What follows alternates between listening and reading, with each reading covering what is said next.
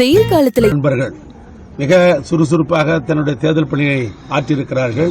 விடுமுறை வாக்காளர்கள்னாலும் யாரும் ஒரு உடல்நிலை முடியாத தருணத்தில் கூட சக்கர வண்டியில வந்தா கூட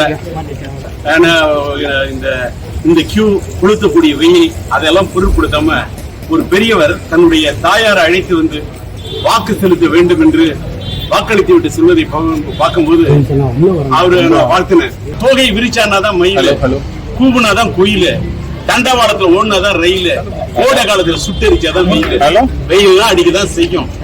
அந்த கடவுளோட கருணையால நல்லா இருக்கணும் இந்த ஞானம். இந்த ஞானம் நல்லா இருக்க உலகம் நல்லா இருக்க. இப்ப பாத்தீங்கன்னா துபாயில பாத்தீங்கன்னா அவ்வளவு பெரிய கொட்டு மழை, அவ்வளவு பெரிய வெள்ளம். அதாவது இயற்கையை மீறி இறைவனை மீறி மனிதர்கள் நாம் என்ன நினைத்தாலும் அது தவறாதான் போகும்.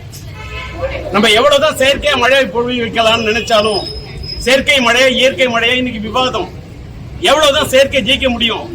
என்னதான் ஏஐ வரலாம், என்னதான் ஜிபிடி காலமா இருக்கலாம், என்னதான் கம்ப்யூட்டர் வரலாம், என்னதான் விஞ்ஞானம் முன்னேறலாம், என்னதான் ஒரு பக்கம் முன்னேறலாம் விஞ்ஞானம், அதை மீறி இருக்குது மெய்ஞானம்.